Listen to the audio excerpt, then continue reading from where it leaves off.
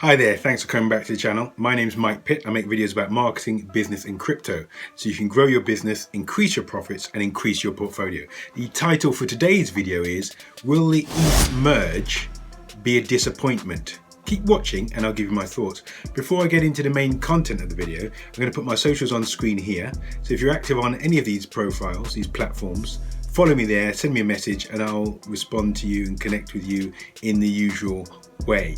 Okay, today's topic, will the ETH merge be a disappointment? Like many of you who are retail investors in crypto, I have been following the market, researching the market, and I'm very well aware Vitalik Buterin and his team, the Ethereum Foundation, have been working on the merge for many months and years. So it's been pushed back a few times. I've made videos about Ethereum in the past. I'll link to those with either a thumbnail now or in the description below. And the merge is, just for those people who aren't aware of the story, aren't aware of what's happening, the merge is when Ethereum moves from proof of work to proof of stake as a consensus mechanism. The primary benefit of this is that it becomes more energy efficient. So there are reports in the press that it will reduce energy consumption by Ethereum by 99%, which is good. So it makes Ethereum more environmentally friendly. That's good. Okay, so that's what's happening with the merge.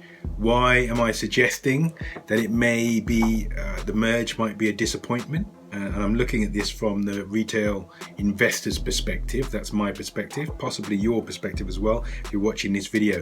Well, earlier on in the process, when we thought that the merge was happening last year and so on, there's lots of discussion, lots of video commentary, lots of punditry around what will happen. And I made a video myself, and I'll link to that in the description, about what happens when Ethereum 2.0 comes, and that's the merge. And one of the benefits that was discussed many times was that Ethereum gas fees would be reduced. So that was, something that everybody could look to as a clear benefit. So the price of trading, of creating and selling NFTs, for example, a lot of NFTs are hosted on the Ethereum blockchain. So the price of NFTs would come down in terms of trading, but that's been shown, and there's been a recent announcement by the Ethereum Foundation to state that that is absolutely not the case. Ethereum gas fees are dictated by network demand and will not come down after the merge. So one very clear benefit for people who are going to use Ethereum is actually not going to transpire. So Ethereum gas fees will not come down. So that's not happening. Okay, so that's one reason. Point number two, so I talked about the gas fees. Point number two, which is building up my argument towards why the merge may be a disappointment for many in the short term, is transaction speeds. I've made lots of videos on this channel about the various claims in terms of transaction speeds, the ability to complete transactions, a number of transactions per second. It's one of the trading currencies when you compare one crypto to another crypto asset. And just to give you some examples, so Bitcoin and Ethereum have very low number of transactions per second. I think with Ethereum it's about 10 to 15 under proof of work consensus. And the idea was that, or the belief was that with the merge there'd be more transactions, more per second, more throughput, so it become more efficient in terms of delivering these transactions. Once again, the Ethereum Foundation has, and I'll put the, if I haven't already put it into the video, I will put the screenshot of the statement from the Ethereum Foundation.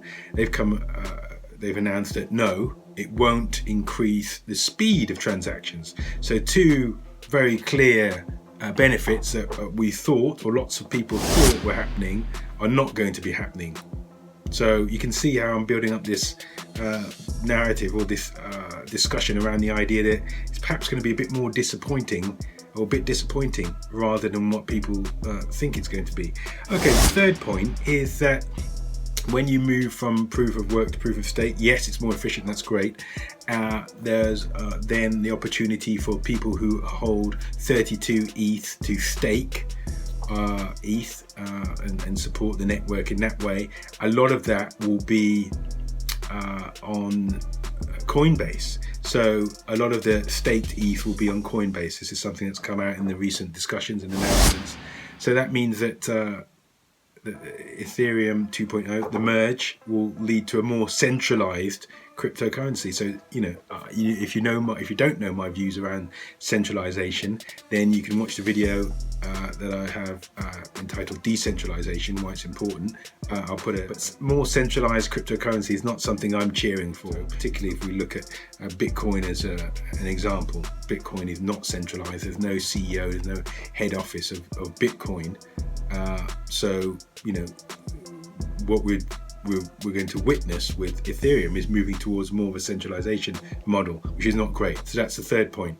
The fourth point is that in America, I'm not an expert on the Securities and Exchange Commission, the SEC in America, but I do know that they're looking at crypto assets with a view to assessing whether they're really securities, and that's at the heart of the lawsuit with Ripple, and Ripple obviously and XRP are interlinked. If you don't know exact meaning or connection between the two, watch my XRP video.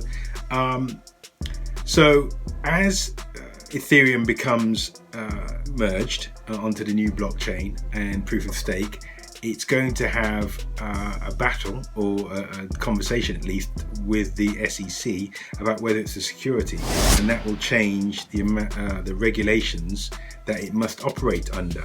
So something that's currently not regarded as a security will become regarded as a security in the future. So that's not really a reason to put up the bunting, start waving flags with the merge. So I don't believe that this merge, this is my obviously personal opinion, I'm happy to hear your opinions and you can leave those in the comment section below. I don't believe that this merge is going to be the wonderful event that everybody or a lot of people are thinking it is. Maybe they're looking to benefit from a pump. So, if there's a lot of propaganda, a lot of coverage around the merge, and people think, oh, the price is going to go up, so let's we get into, if we're already in ETH, we can sell our ETH after the merge and then make some profits. If that's people's agenda, I understand that.